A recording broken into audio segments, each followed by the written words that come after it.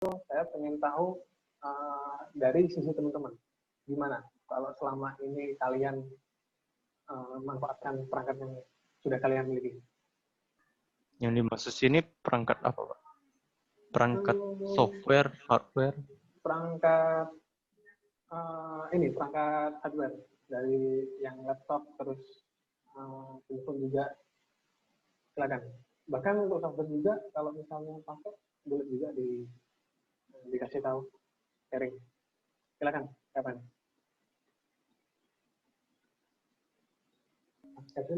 Mungkin kalau saya, kan hobi saya kebetulan fotografi. Nah, awalnya itu saya itu menggunakan fotografi itu dengan HP. Oke. Jadi dengan model kapasitas yang kamera HP, saya berusaha memaksimalkan perangkat ini gitu. Lalu kemudian next akhirnya saya naik ke kamera sejenis mirrorless. Oke. Alasan ganti ke kamera apa, Mas?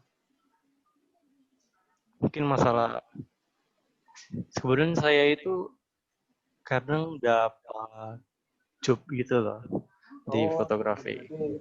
Emang dari tuntutan. Ya, mungkin masa profesional. Ya. Oke.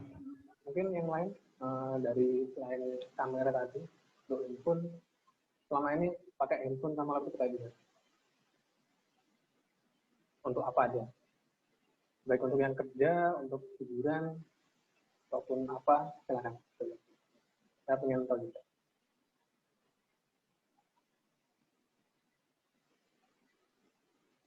Halo, Mas Kevin.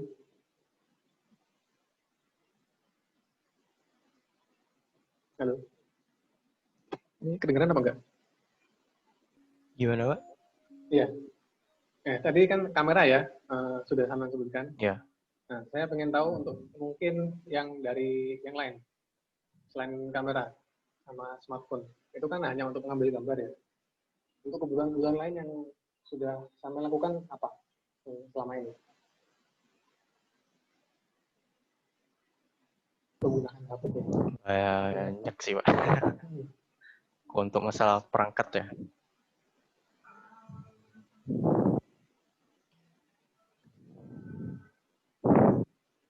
Mungkin kalau misalnya HP.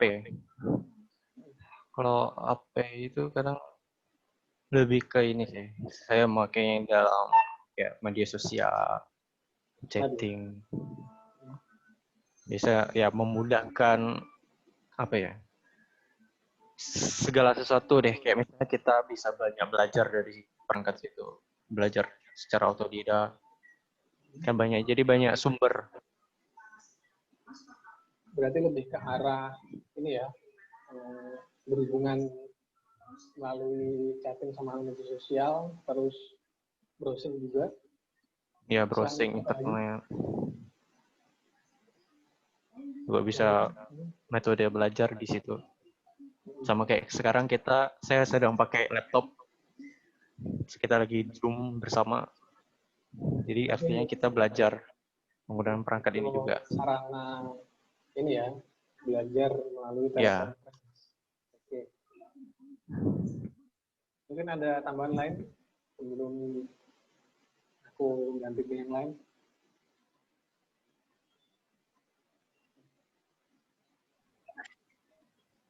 Gimana Mas Kevin? Ada tambahan lain atau enggak? Itu aja sih Pak. Sejauh ini. Oke. Coba ini kan dari yang ya, laki-laki. Coba aku ingin dengar dari yang perempuan. Silakan. Mbak siapa tadi? Sophia, ada Mbak Beta juga. Salah satu gitu.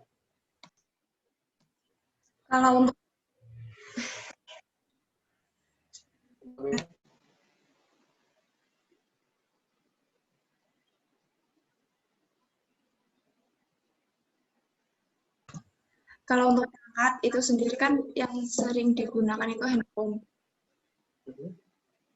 Kalau untuk apa aja, sendiri, untuk jualan, untuk bisnis. Untuk bisnis. Ya, Oke. Bisnisnya lewat apa? E-commerce atau sosial media? lewat sosial media. Oke. Ya. Oke, mungkin selain untuk bisnis, kurang bisnis untuk itu ya, mengiris kendaraan sama posting-posting, selain itu apa lagi? Selain itu kan saya suka novel. Jadi karena keterbatasan nggak bisa beli buku novel, jadi kebanyakan novel yang saya baca itu dari handphone. Oh, penggemar novel. Ya, Wattpad, Pak. Oke. Ya, saya dulu juga pernah baca-baca novel juga sih. Mungkin selain novel ada lagi? Itu untuk hiburan ya. Hiburan mungkin kalau orang biasanya YouTube, terus ya sosmed, terus apa lagi, main game. Ya, selain itu yang paling buat hubungan hubungan interaksi gitu kan ada sosmed. Apalagi untuk organisasi gitu. Oh, oke. Itu aja? Iya, Pak. Oke. Oke, mungkin satu lagi ya. Siapa? Silakan. Ini dapat poin partisipasi. Saya, Mas. Iya, silakan. Adika. Dari HP dulu atau Ya, terserah. Tapi boleh. Itu boleh. dari kalau HP? Saya nggak terlalu sering. Biasanya saya gunakan HP cuma untuk nonton YouTube. Dan yang sering konsisten itu apalagi? chat, Mas. Untuk riset. Balas chat. Oh, chat. WA itu, Mas. Sama untuk nulis dan juga chatting sama browsing. Chattingan sama browsing. Timer untuk kayak apa itu jam 25 menit kita gitu waktu belajar. Itu untuk belajar. Ada lagi mungkin? Masa ngejam atau enggak? Untuk belajarnya sih cuma untuk Mas itu saja. Ya, sedangkan kalau yang di laptop itu lama menggunakan mulai dari tanya artikel sama ngerjain proyek atau kerjaan gitu. Sama menulis saya juga. Itu lebih ke arah apa namanya? Profesi sama apa namanya? Kemahiran. Ya. Personal. Oke. Oke, kalau saya simpulkan berarti kurang lebih sama seperti yang saya bang, terutamanya itu lebih ke arah untuk perangkat-perangkat yang portable ya, kayak HP, laptop, tablet, itu lebih ke arah untuk memanfaatkan convenience atau kemudahan, baik kemudahan untuk apa namanya koordinasi dengan orang lain atau interaksi dengan orang lain, terus juga lebih foto, terus juga mencatat, sama untuk mengerjakan beberapa hal-hal yang berkaitan dengan profesionalitas, kayak misalnya untuk mengolah dokumen, terus juga manage project dan lain-lain. Cuman itu masih, kalau saya bilang ya, itu hal-hal yang kayak gitu itu masih puncak dari gunung es yang masih bisa digali lebih lanjut. Oke, kita lanjut aja. Nah, oke. Mungkin dari situ, apakah sudah ada yang memakai yang namanya aplikasi produktivitas? Mungkin kalau beberapa langsung bilang aja Photoshop, Pak. yang sudah ada. Photoshop ya, itu lebih ke arah software profesional. Oke. Ada yang lain mungkin? To-do list, Evernote, Apa? to-do list. Apa Mas Adika? To-do list, Mas. To-do list. Oh ya. Oh. Oke, to-do list. Apalagi? Sama Evernote. Suara musik untuk Oke. Ini sudah mulai mendekati. Yang selanjutnya mungkin ada yang sudah pakai Google Drive, Pak. Google Drive. Oke.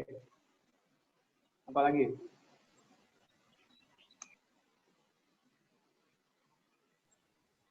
Oke. Ada yang lain? Selain itu yang sudah pakai atau sudah tahu juga nggak apa-apa. FL Studio, Pak. FL Studio, Pak. FL Studio, main produksi musik. Oke.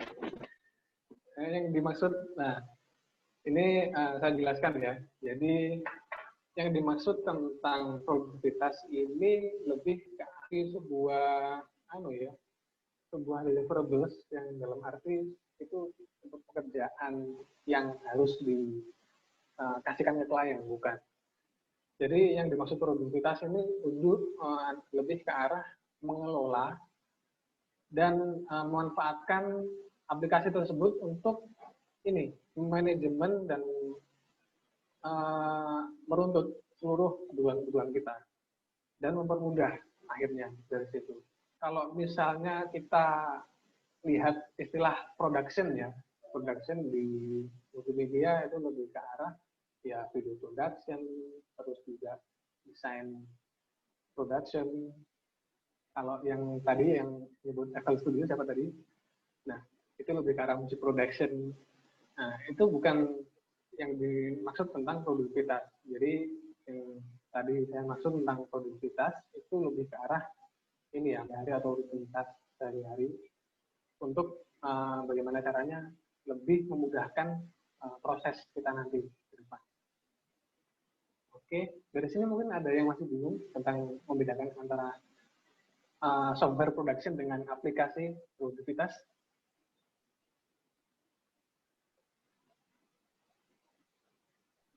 Berproduktivitas itu seperti apa aja, Pak? Oke, jawab pertanyaan dari Mas Ramadan ya. Jadi yang dimaksud dengan software produktivitas itu adalah software yang dapat membantu kita untuk mengelola seluruh seluruh aspek baik itu kegiatan atau pekerjaan yang mana nanti bisa mempermudah proses-proses yang ada dalam tugas harian ataupun pekerjaan ataupun rutinitas yang kita lakukan sehari-hari. Begitu. Jadi Drive juga termasuk, Pak. Intinya apa? Artinya Google Drive itu termasuk. Google Drive itu termasuk.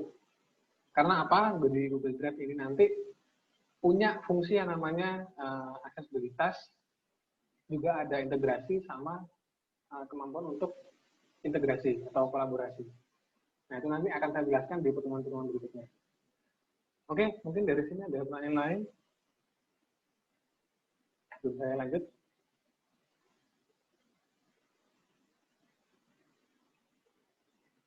Belum?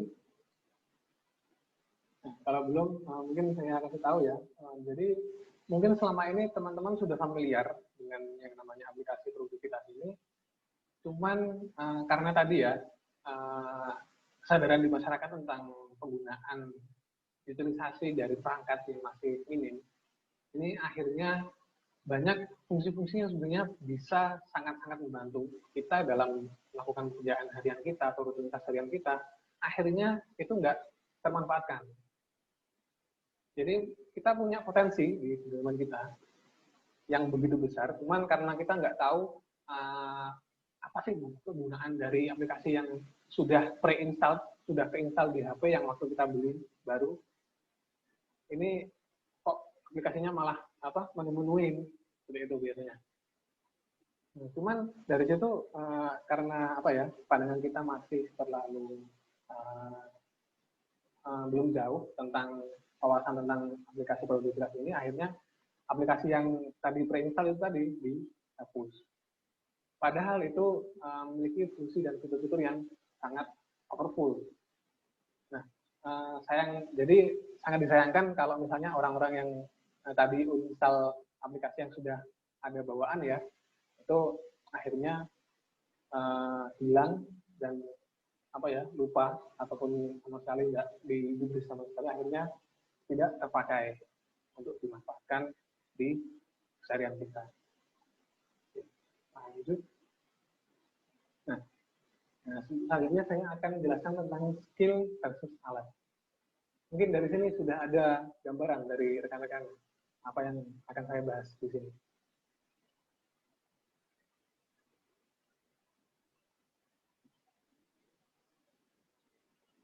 Sudah ada yang bisa nebak?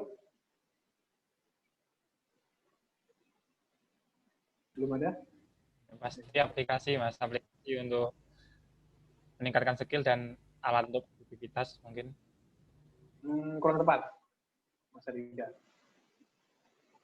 Jadi ini adalah, oke, lanjut. Siapa? Mungkin lebih ke bagaimana kita menggunakan skill kita, tapi juga pakai alat buat memadukan skill kita juga. Ya. Jawabannya hampir tepat. Mungkin ada yang lain lebih, mungkin ditambahin dikit lagi.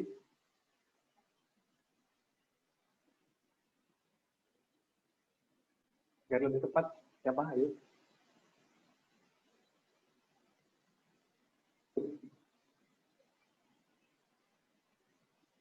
Gimana Mas Maden?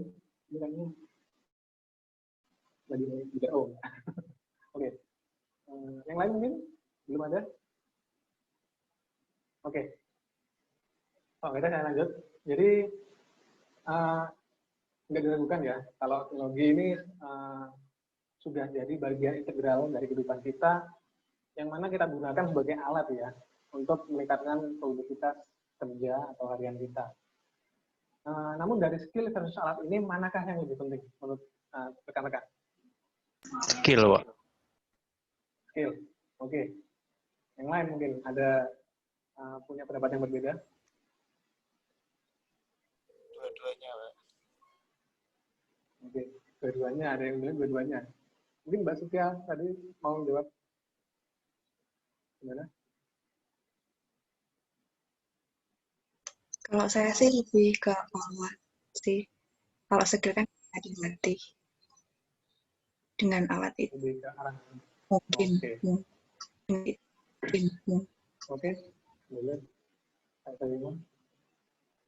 Yang lainnya ada pendapat? Belum saya lanjut. Balance, Pak. Itu. Balance ya? Ya. Soalnya kan berkesinambungan. Kalau ada alatnya, terus skillnya nggak mampu, produktivitas juga nggak maksimal. Kalau punya skill tapi alatnya nggak mensupport gitu juga nggak maksimal. Intinya kan dari kedua support nggak maksimal. Intinya kan dari kedua bisa sip. nyambung. Nah, jadi benar tadi yang dikatakan Mas Miftah. Jadi kedua ini memiliki kesinambungan. Yang namanya itu istilahnya ada hubungan timbal balik ya. Nah, jadi pendekatan yang lebih baik untuk kita memahami antara skill dengan alat ini pertama alat itu sendiri. Yang dimaksud metodologi ini apa? Jadi kita tahu ya kalau kita punya pekerjaan sehari-hari. Misal saya ambil contoh sikat gigi. sikat gigi itu kan sederhana ya, kita pergi ke kamar mandi, ambil sikat, ambil pasta gigi, buka tutup pasta gigi, terus dioleskan, terus kita sikat gigi. Nah, itu kan ada proses, ada sistem. Nah, dari situ akhirnya kita punya yang namanya sebuah framework atau kerangka kerja yang akhirnya kita gunakan dalam melakukan pekerjaan kita secara prosedural. Nah, ketika kita sudah tahu metodologi, nah, maka kita akan tahu dari perbaiki apa yang pengen kita gunakan, apa yang pengen kita manfaatkan dari sebuah alat. Nah, jadi kesimpulannya saat kita memiliki metodologi, kegunaan dari alat tersebut menjadi jelas. Alat tersebut apa? Ya, alat yang akan kita gunakan. Nah, salah satu yang kita gunakan dalam kegiatan sehari-hari itu ya perangkat, dan salah satunya aplikasi produktivitas. Oke, mungkin dari sini ada yang masih bingung?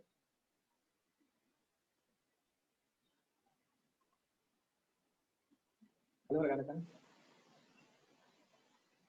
Belum, Mbak. Nah, belum ya. Oke, jadi kesimpulannya tadi antara skill dengan alat mana yang lebih penting?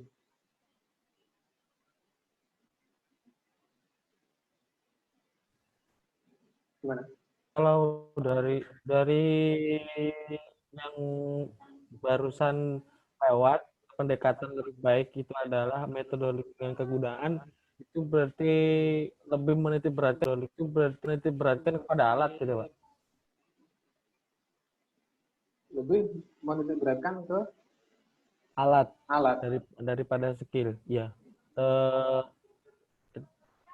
Semisal itu Jadi berurutan, itu alat dulu baru skill. Oke, jadi yang inti dari pernyataan ini tadi dengan fokus terlebih dahulu pada metodologi sebelum alat itu sendiri. Jadi kita harus punya skill dulu, Mas Miftah. Terbalik, Pak. Jadi skill dulu yang kita kuasai, bahkan tanpa Terbalik, alat Pak. sekalipun kalau kita sudah punya bantuan alat, itu kita sudah bisa bekerja secara efektif. Jadi kita tanpa alat pun kita sudah bisa bergerak. Artinya dalam arti memiliki sebuah produktivitas. Nah, jadi alat sendiri memang bisa sangat membantu, cuman tanpa adanya penguasaan, tanpa adanya kemampuan untuk memahami kegunaan dari alat itu sendiri dan fungsinya seperti apa, itu nanti imbasnya lebih ke arah nanti bagaimana kita bisa memanfaatkan alat ini sesuai dengan kapasitasnya. Jadi kalau kita nggak punya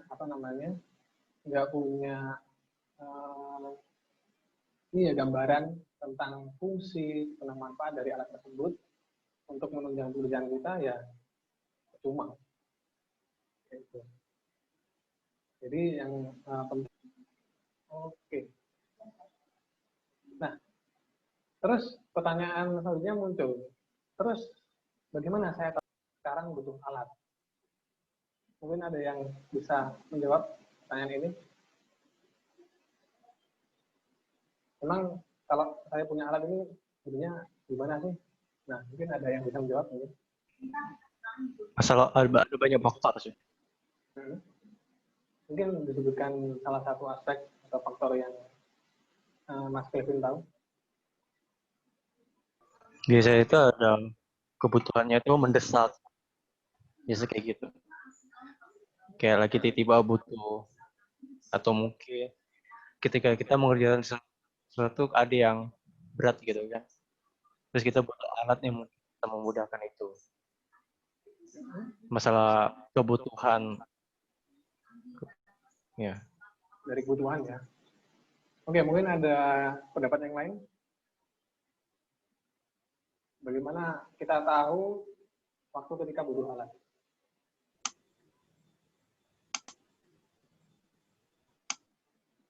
Gimana Pak Setia? Saat kita kesulitan, Mas. Jadinya kalau pakai alat itu kalau mudah ya butuh.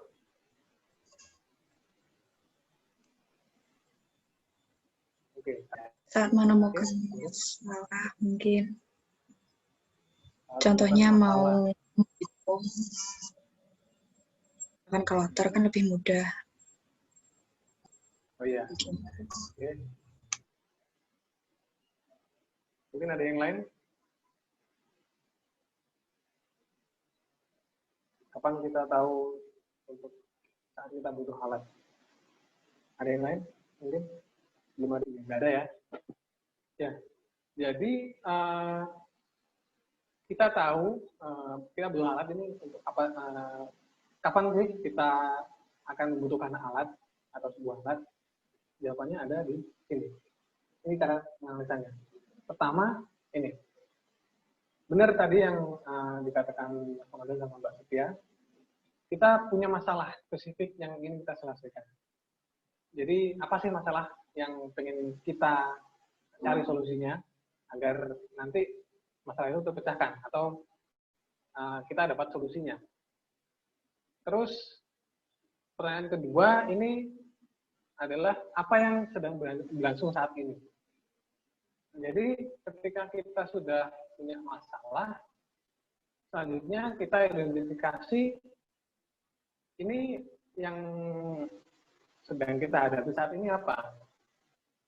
Mencari atau melihat alat apa sih yang bisa kita manfaatkan untuk mendukung proses yang sudah ada atau yang masih belum terbukti.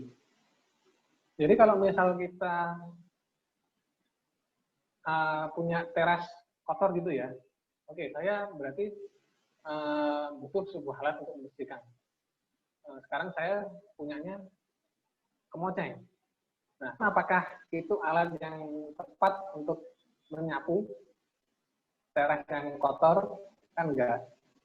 Nah, berarti saya harus cari alat yang mungkin bisa mempermudah proses untuk membersihkan lantai yang kotor tadi. Jadi saya beli sapu. Atau bahkan ketika menyapu pun saya mengalami kendala, itu mereka bisa menggantinya dengan hoover atau penyedot debu ya. Nah, seperti itu. Terus yang selanjutnya adalah ini, apakah alat itu tadi bisa kita manfaatkan atau kita fungsikan di sistem yang sudah kita miliki atau yang tadi kita ketahui dengan istilah metodologi. Jadi alat itu dikasihkan ketika kita ingin mengerjakan sebuah kegiatan atau pekerjaan. Nah, kalau misalnya alat tadi tidak bisa diaplikasikan ketika kita sedang mengerjakan itu ya percuma sama saja.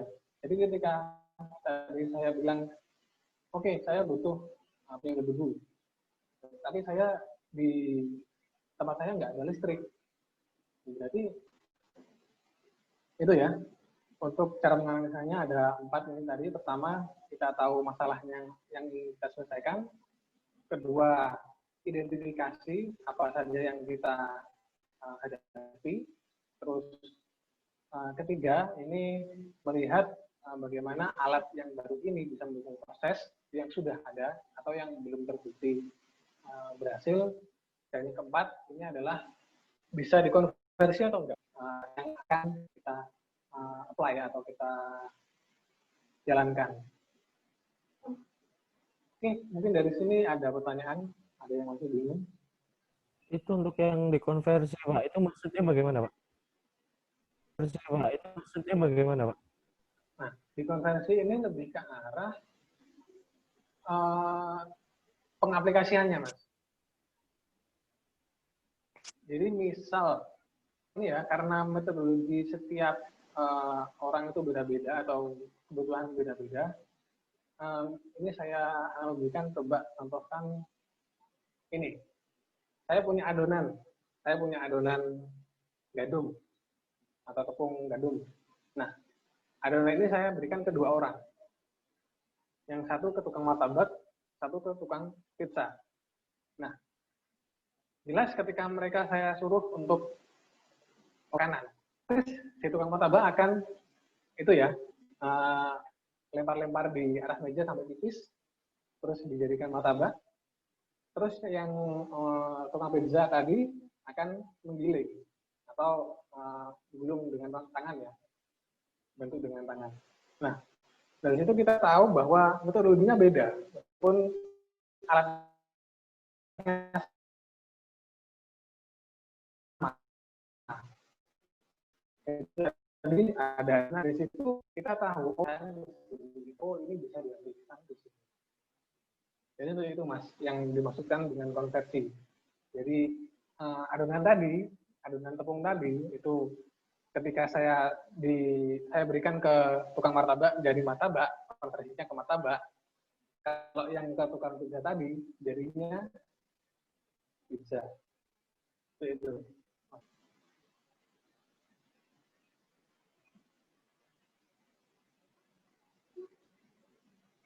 Oh, sepi? Belum ada ya? Oke. Ini mungkin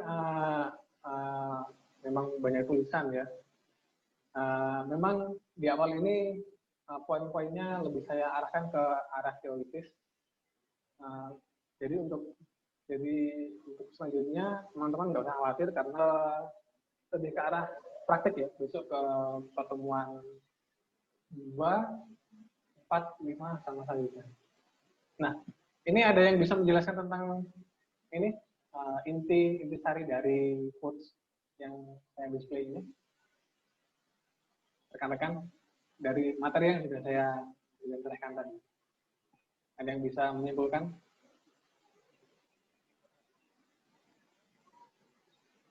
Mungkin yang belum yang belum partisipasi, Mas Sony, Mas Rian, Mas Muklis, silakan. Mas Ega, yang biasanya ramai. Ada yang bisa menjelaskan ini? Belum ada? Gimana Mas Ramadan? Kok sini aja? Yang lain?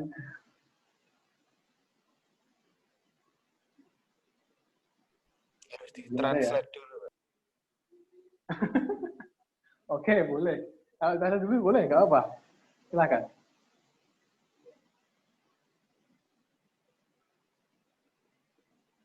Oke, belum ada yang tahu? Oke.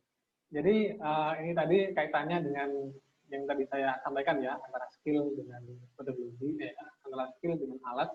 Ini pertama yang harus kita garisbawahi adalah people-nya.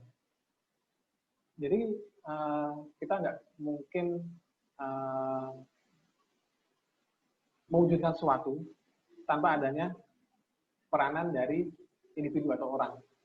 Jadi di sini dibilang aset make things possible, sedangkan people make things happen. Jadi aset itu yang tadi saya bilang adalah alatnya. Jadi mewujudkan sesuatu menjadi mungkin, sedangkan oranglah yang mewujudkan sesuatu itu tadi. Jadi aset make things possible, people make things happen. Oke, nah, dan dari situ kita bisa ambil kesimpulan bahwa tadi dari metodologi kita sudah punya yang namanya data ataupun sebuah informasi ya. Nah, informasi itu tadi atau data itu tidak akan berguna tanpa keterampilan menganalisis dan mengolah. Jadi ketika kita sudah punya alat tapi kita tidak tahu cara manipulasi dari data yang kita sudah miliki, itu akhirnya ya kita tidak bisa melaksanakan sebuah fungsi atau framework yang tadi saya bilang efektif. Nah, Jadi agar bisa efektif, otomatis kita harus bisa tahu tentang fungsi dari alat dan juga tipe-tipe informasi ataupun data yang kita miliki dari menurutnya sebuah masalah. Oke, mungkin dari sini ada yang masih bingung atau ingin ditanyakan, silakan rekan-rekan. Ini tahan dulu ya, ini lebih ke arah teoritis karena sangat fundamental sekali untuk rekan-rekan tahu agar nanti ke depan rekan-rekan bisa ini ya berorientasi lebih ke arah skill dulu ketimbang dengan alat. Ada yang masih bingung dari sini?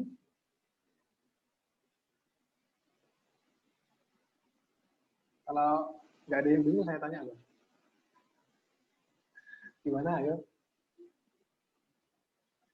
Oke, saya ketikut ya. Saya pilih, oke. Oke, Mas Ardika. Gimana Ardika?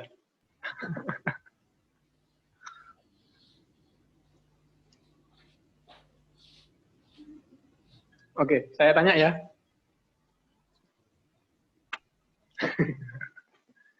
Oke. Jadi menurut Mas Ardika, dari yang saya jabarkan tadi, itu cara kita mengidentifikasi, cara kita menilai kapan kita butuh. Gimana Mas Ardika? Menilai cara kita butuh alat gitu, Mas. Menilai kapan kita alat apapun, alat apa yang kita butuh. Yang pertama kita ketahui dulu kondisi kita. Semisal kita sedang masalah dan masalah itu tidak bisa diselesaikan, maka kita perlu alat.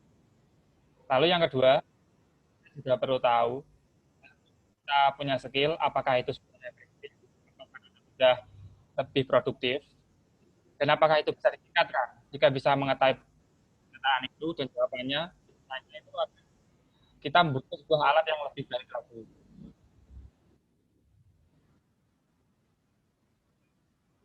Untuk meningkatkan kinerjanya itu. Jawabannya komprehensif sekali. Satu lagi ya, ini saya random sampling aja biar tahu tingkat pemahaman rekan-rekan. Mbak Prita, silakan. Apa Pak? Sama Untuk pertanyaan. ya, pertanyaannya untuk tadi tentang bedanya dengan metodologi dengan framework. Perbedaan antara metodologi dengan framework.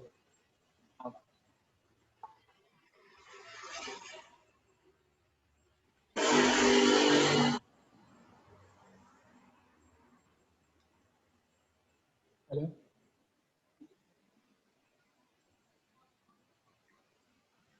Halo?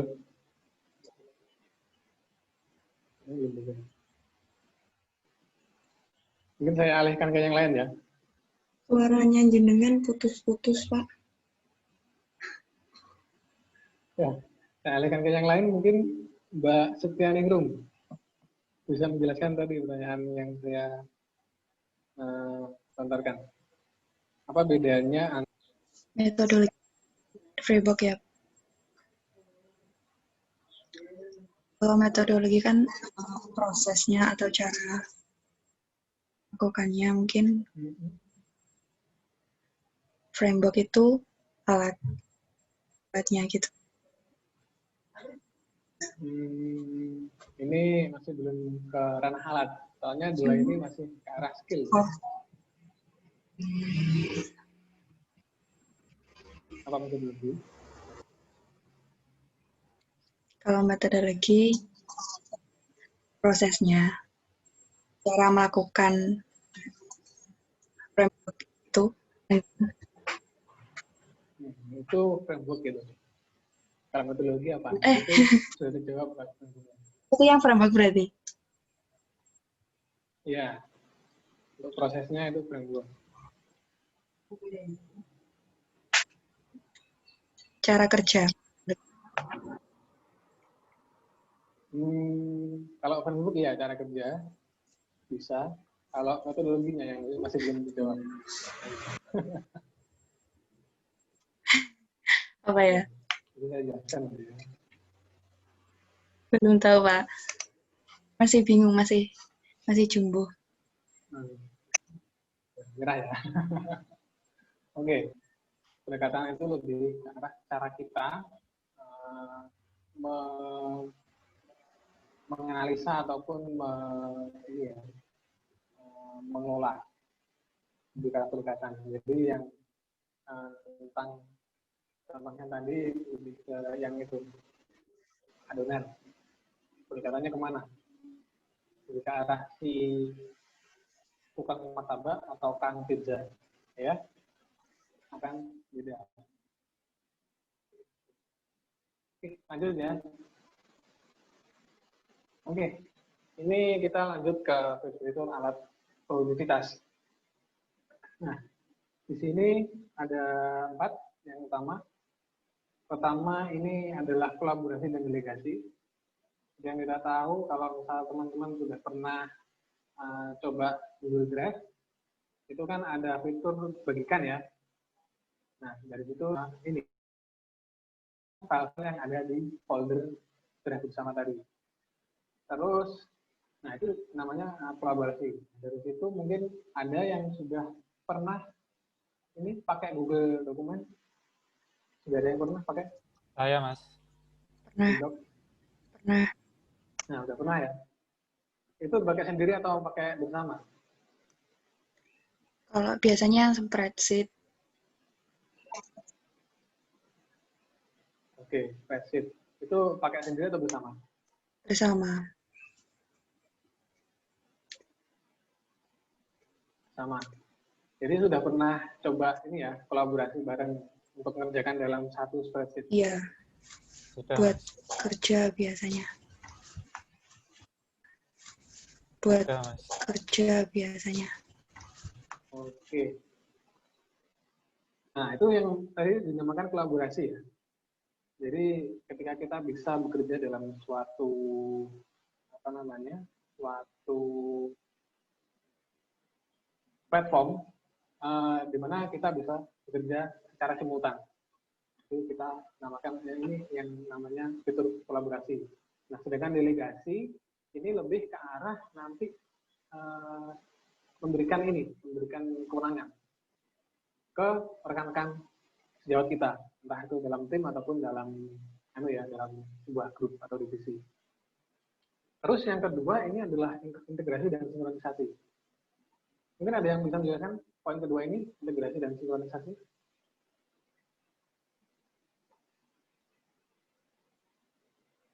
Ada yang pernah dengar atau tahu tentang konsep ini?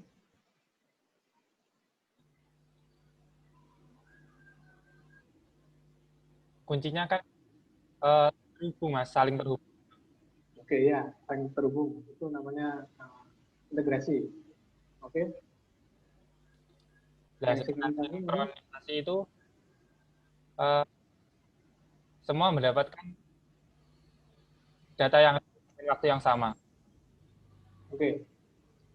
Ya, benar. Jadi integrasi ini lebih ke arah kemampuan dari alat tersebut untuk diaplikasikan ke berbagai perangkat atau platform. Nah, jadi misalnya kalau kita pakai Google Drive tadi, itu ada versi webnya untuk desktop dan juga ada versi aplikasinya. Nah, aplikasinya itu pun juga bisa dipakai di yang namanya OS Android, bisa dipakai di HP Apple, bisa dipakai di desktop Windows ataupun Mac. Dan itu yang namanya integrasi. Jadi kita bisa bekerja dalam suatu platform yang sama, namun dengan lingkungan yang berbeda. Itu.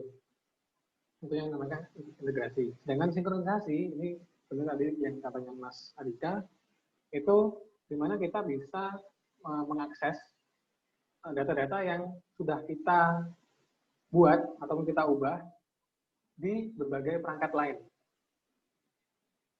Jadi ketika kita mengedit di handphone, misal di Android itu ya, kita edit di Android, itu kita bisa melihat perubahannya secara real time itu di device lain. Itu namanya sinkronisasi. Terus yang ketiga adalah manajemen atau pengelolaan. Ini lebih ke arah ini ya, mengalihkan atau membagi sumber-sumber daya yang sudah ada, baik itu informasi, baik itu apa namanya data, ke dalam sebuah sistem yang tertata atau rapi, sistematis. Seperti itu. Jadi kita manage baik itu kapasitas, alokasi, waktu, load, dan lain-lain itu lebih ke arah manajemen. Terus yang keempat, ada yang namanya simplifikasi atau penyederhanaan proses. Nah, mungkin dari sini sudah ada yang pernah mengalami ini. Ada yang pernah mengalami enggak? Jadi ada kita menemui sebuah kendala ataupun problem ataupun ya masalah lah. Terus kita coba cari solusinya di internet. Ini caranya sesuatu gimana sih biar gampang. Nah, dari situ kalian bisa tahu aha momen. Di situ kalian baru tahu bahkan, oh ini ternyata bisa dibuat seperti ini. Ada yang pernah mengalami seperti itu? Pernah. Oke, Mbak Setia mungkin bisa sharing.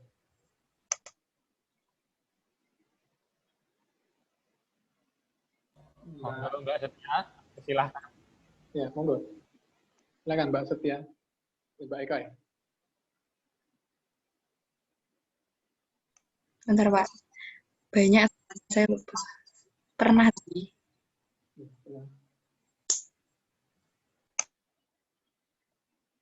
Mungkin ada yang lain yang sudah punya gambaran, pernah mengalami hal kayak gitu.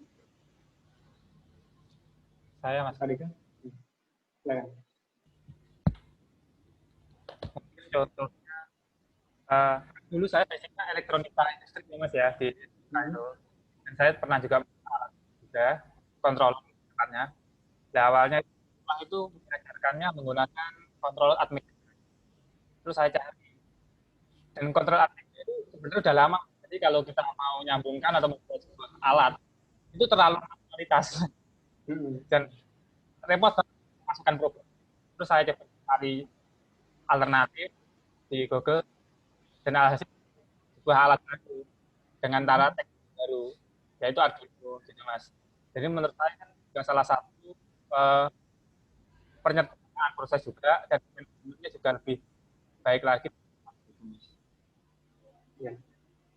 Oke, sip. Itu tadi contoh yang pas juga ya. Jadi lebih ke arah hardware tadi. Nah, jadi yang dimaksud tadi simplifikasi dan atau penyederhanaan proses tadi ya seperti itu. Ketika kita bisa meng-cut off atau bisa mengeliminasi seluruh proses-proses yang bisa kita hilangkan ataupun kita sederhanakan. Itu yang dinamakan simplifikasi.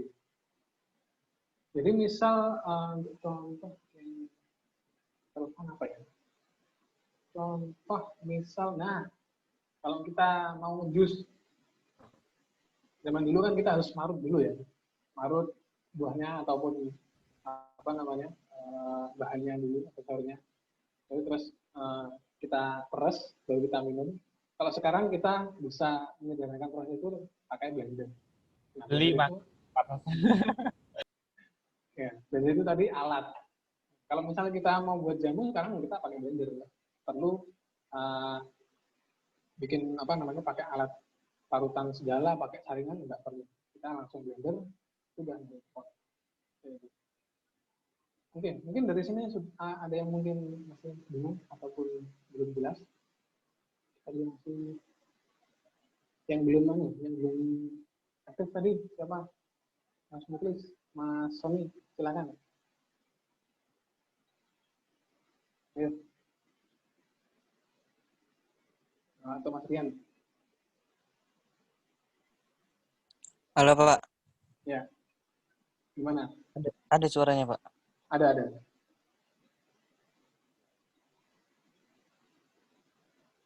Benar Mas Rian? Ada pertanyaan atau apa namanya yang ingin digali lebih lanjut? Kita ini pembahasan apa sih Pak? Aplikasi kan? Iya, alat produktivitas. Ini kita bahas tentang dasarnya dulu. Ini kita masuk iya. ke situ. Tentang kegunaan suatu aplikasi gitu maksudnya. Fitur-fitur dari alat produktivitas. Ya, gimana? Ayo tanggapan. Ada pertanyaan boleh? Silakan. Ini nanti ini masih belum masuk ke ininya ya, penyebutannya aplikasinya apa saja. Itu nanti selanjutnya akan saya jelaskan di pertemuan berikutnya. Nanti akan ada PR rekan-rekan itu tugas-tugasnya ya. Yang tentang aplikasi ya. Maaf. Ya, jadi nanti ada tugas yang relevan tentang ini tadi ya. Lebih ke arah dasarnya dulu. Oke, silakan Mas Rian, mungkin ada pertanyaan. Atau Mas Sony? Ada tanggapan? Halo? Enggak Mas, lanjut Mas. Gimana tadi Mas Rian? Kayaknya. Kalau ini nih kita bahas cara pembuatan apa cara kerja suatu aplikasi gitu Pak? Nah, ini lebih ke arah cara fungsinya dulu. Fungsi utama dari aplikasi yang mungkin nanti ke depan kita pakai. Jadi sebelum kita beranjak ke aplikasinya, kita harus tahu dulu fungsi-fungsi dari aplikasi ini apa saja. Bisa dimanfaatkan untuk apa saja. Nah, ini tadi poin-poinnya yang sudah saya jelaskan. Kolaborasi, integrasi, manajemen, dan komunikasi. Oke? Sudah jelas, Mas Rian? Atau masih ada pertanyaan lain? Silakan. Masih ada waktu. Yang kita bahas itu aplikasi kayak gimana Pak? Nah, aplikasinya tadi yang sudah dibahas beberapa tadi yang saya contohkan. Tadi Mas Adika itu sudah pernah pakai Google Dokumen ya, sama Mbak Setia. Terus juga tadi Mas Kevin sudah pernah pakai Google Drive. Nah, itu adalah aplikasi-aplikasi yang contoh aplikasi yang akan kita pakai ke depan. Nah, itu Mas Rian. Iya Pak. Oke. Masih ada yang masih bingung kan? Sudah cukup? Halo? Ya cukup Pak. Oke, kita akan lanjut ke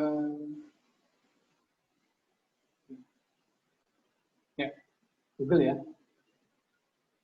Saya yakin rekan-rekan semua di sini sudah kenal Google. Perlu saya jelaskan lagi, ini adalah search engine terbesar ya. Dan juga banyak platform yang menggunakan Google ini.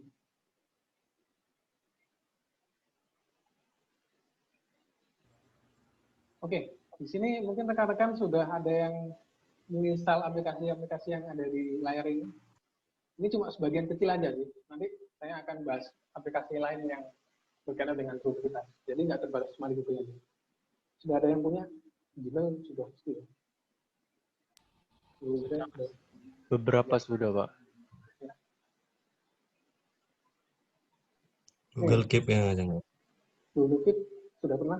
Mas Tani ya? Belum Pak. Oh, belum pernah. Sama Google Slide. Google Slide, oke. Di sini sudah ada yang pernah memakai Google Calendar? Pernah Pak. Ada ya? Pernah pakai? Pernah. Pernah pakai untuk apa, Mas? Kayak buat ngingetin hari ini ada seminar apa gitu. Oke. pengingat. Pengingat bisa. Ada yang Ya. pernah nggak pakai Google Calendar untuk ngundang teman di event yang ada atau event yang sedang akan jalan? Ngundang teman lewat Google Calendar. Pernah? Saya belum, Pak. Misal undang rapat ataupun acara apa? Belum pernah ya? Pernah nggak pakai Google Calendar untuk attach dokumen yang relevan untuk nanti misalnya kita mau adakan pitching, sales pitching atau presentasi ke klien.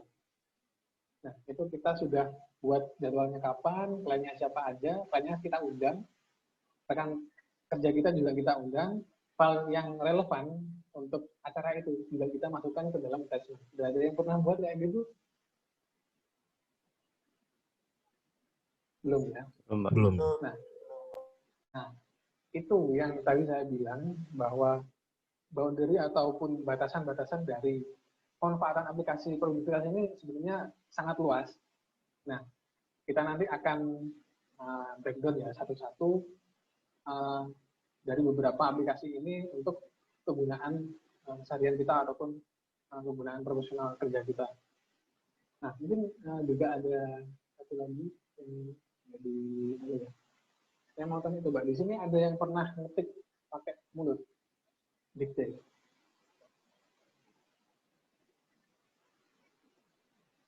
Ngetik artikel mungkin, ngetik atau ngetik tesis, ngetik proposal dan lain-lain kayak gitu, ngetiknya pakai mulut. Pakai voice gitu, Pak. Iya, voice typing. Nggak pernah ya? Pernah, Pak, pernah. Ada yang belum pernah?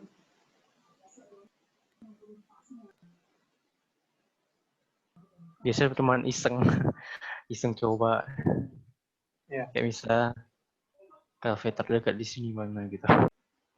Ya, oke. Mungkin ada yang belum pernah pakai fitur itu?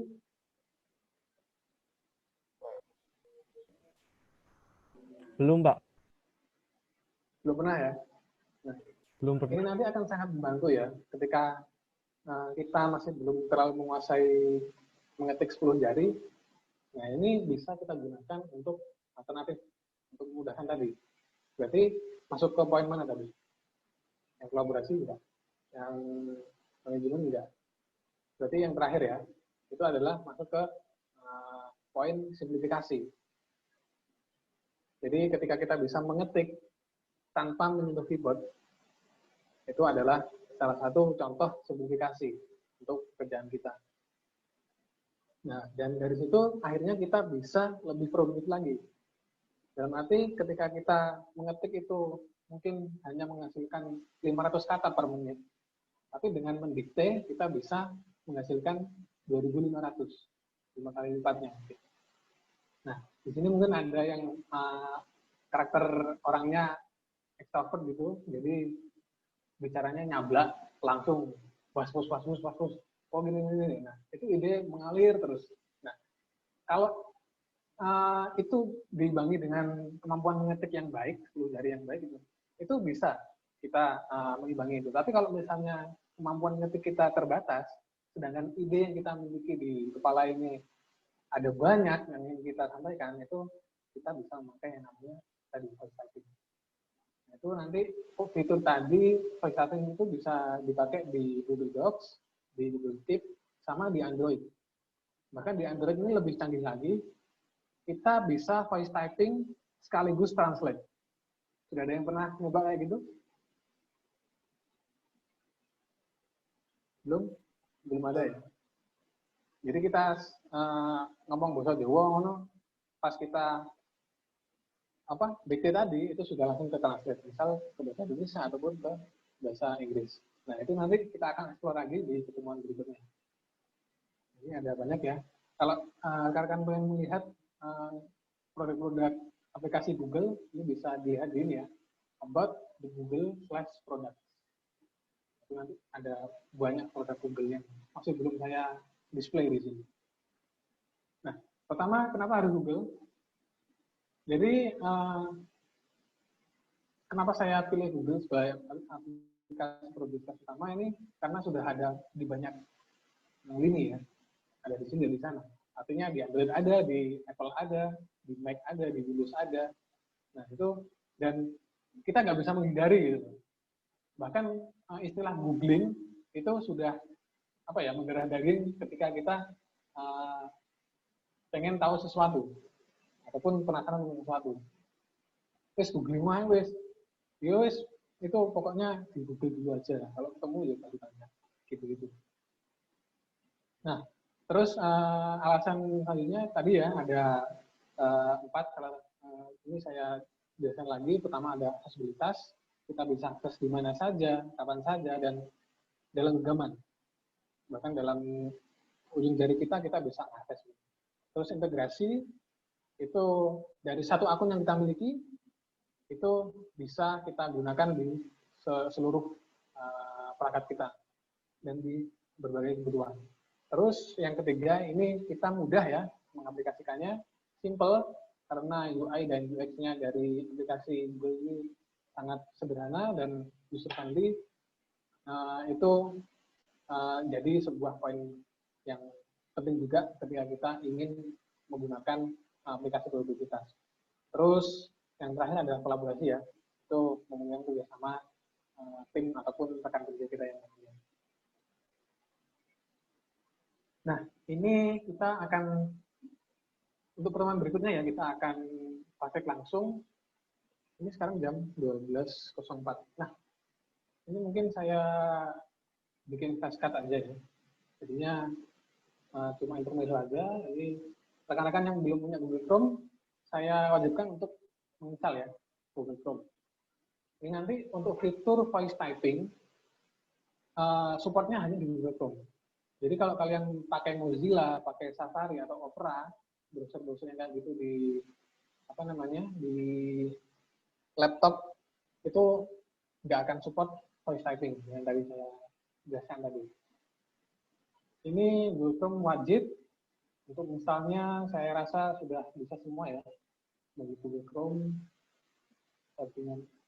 Nah ini sama Google Mail.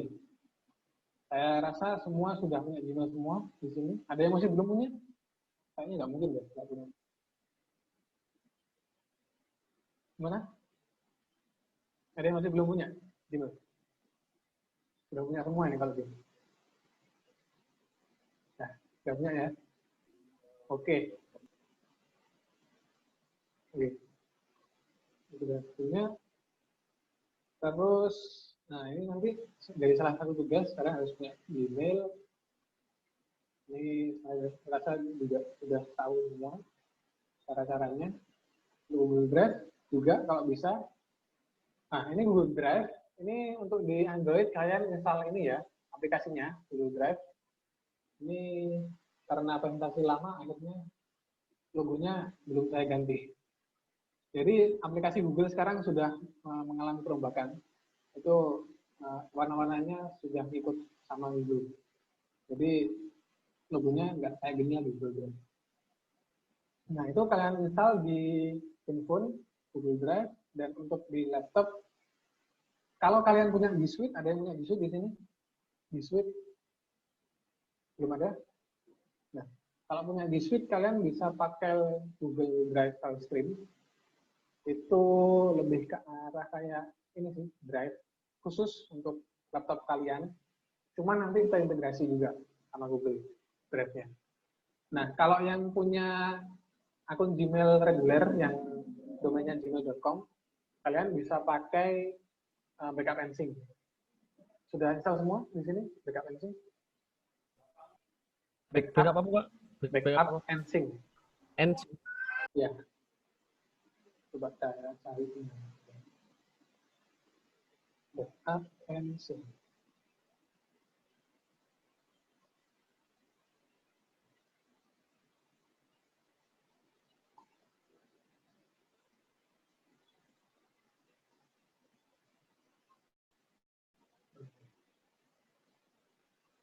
Backup and sync.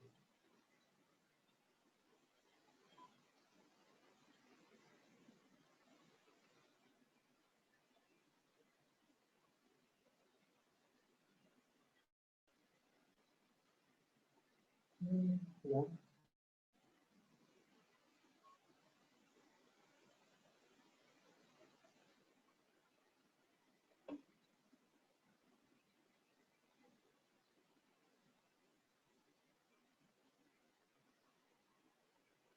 Nah ini Google Drive. Nah ini logonya kayak gini ya.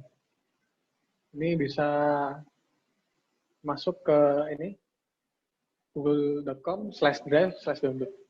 Nah ini untuk pencadakan dan sinkronisasi. Bahasa Inggrisnya backup-and-sync. Itu untuk yang di HP kalian bisa pakai di Google Play cari. Kalau yang punya Apple pakai App Store. Itu. Terus kalau yang tadi itu mana ya? Terus ada.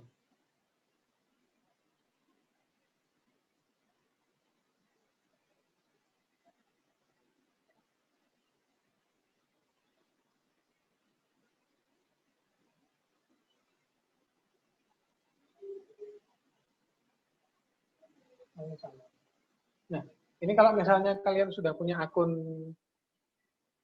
G Suite ya atau Google Workspace, ini biasanya langsung ada tombol download untuk drive file stream.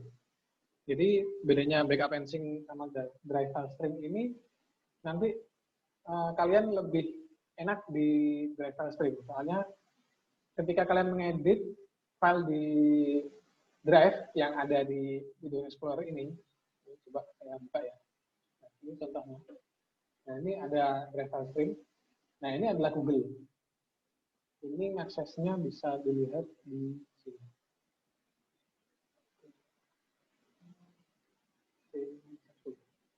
Nah, dashboard-nya ada di sini. Kalau drive file stream. Kalau backup and sync juga hampir sama. Ini. Jadi ketika kita pakai backup and sync itu kita nggak bisa ngedit dari file-file yang ada di komputer kita. Cuman kalau misalnya kita mau ngedit pakai drive file stream itu bisa. Cuman itu tadi harus pakai yang namanya G Suite. Jadi harus ada G Suite dulu baru kita bisa ngedit. Oke. Ini Google Drive mungkin, nah ini dari sini ada yang mau ditanyakan dari rekan-rekan? Waktunya udah habis ya. Oke, mungkin singkat aja, silakan yang masih belum. Ini soalnya nanti saya sambung di pertemuan berikutnya. Silakan. Mungkin untuk mempermudah bisa itu Pak, bisa kita buat grup gitu di WhatsApp atau di apa gitu Pak. Oh iya, boleh. Nanti bisa koordinasi sama saya dulu. Oke, nanti saya koordinasi sama Ferry untuk add kontak kalian. Terus mungkin ada yang mau tanya lagi dari sini? Sudah tutup.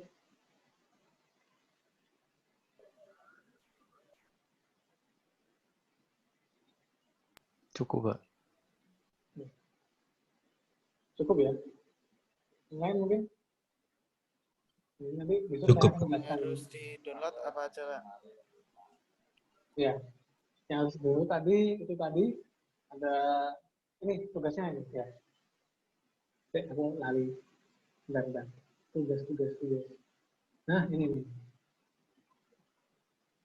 Nah, ini tugas kalian. Tugas kalian ada 3. Pertama, analisis kegiatan dan tugas yang dimiliki. Ini termasuk kegiatan harian, tugas personal bisa, juga ada tugas dari pekerjaan yang profesional. Jadi personal dan profesional masalah semua. Terus yang kedua, kalian tentukan alokasi atau rentang waktu dan repetisi dari setiap kegiatan dan tugas yang kalian miliki. Di sini ada yang masih bingung antara ini, alokasi sama repetisi.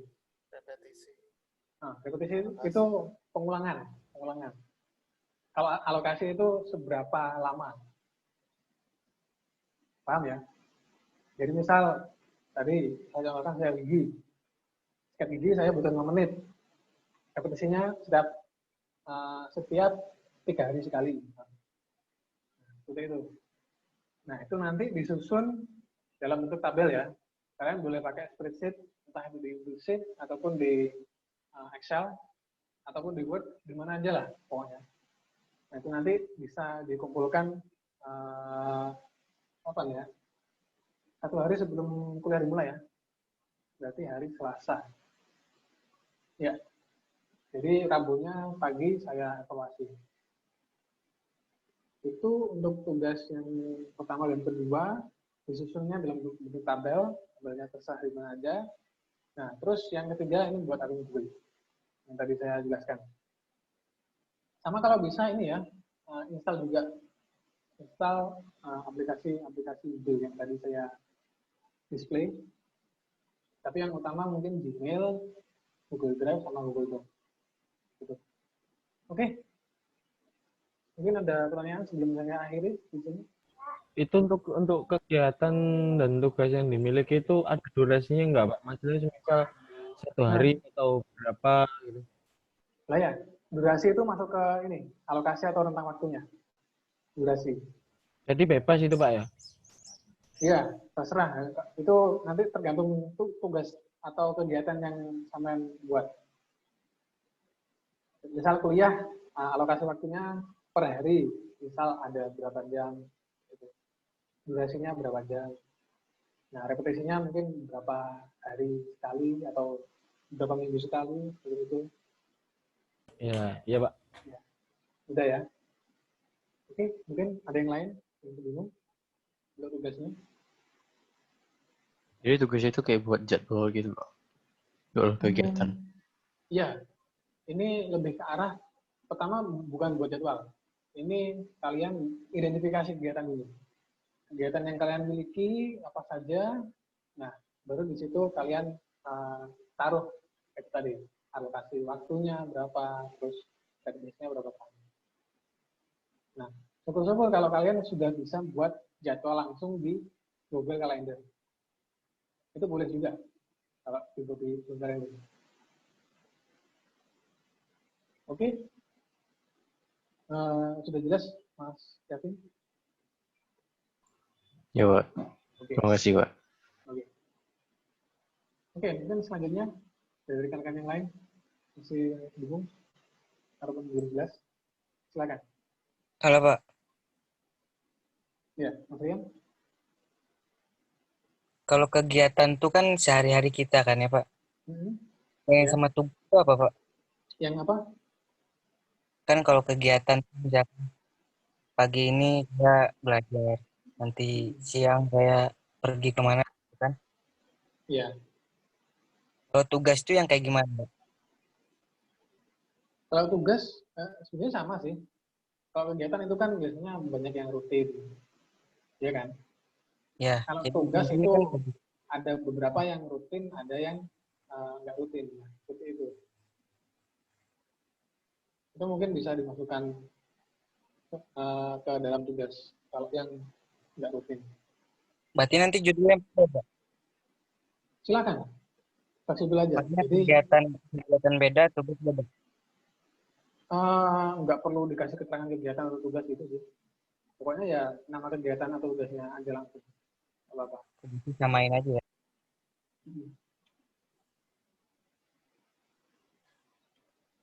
Oke, jadi langsung ditulis nama kegiatan atau nama tugasnya aja.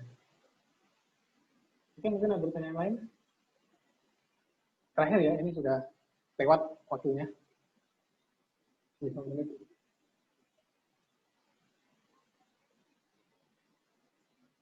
Ada yang bertanya? Cukup, Pak. Nah, sudah cukup ya? Oke, tugasnya sudah jelas. Kalau tidak ada pertanyaan, kuliah hari ini akan saya tutup. Oke, rekan-rekan Algiatix, terima kasih untuk partisipasi rekan-rekan. Saya apresiasi untuk rekan-rekan yang sudah aktif ya. Dan kita akan bertemu lagi di episode berikutnya minggu depan hari Rabu di jam yang sama. Oke, ya terima kasih rekan-rekan. Sekian dari saya. Assalamualaikum warahmatullahi wabarakatuh. Waalaikumsalam. Waalaikumsalam warahmatullahi wabarakatuh.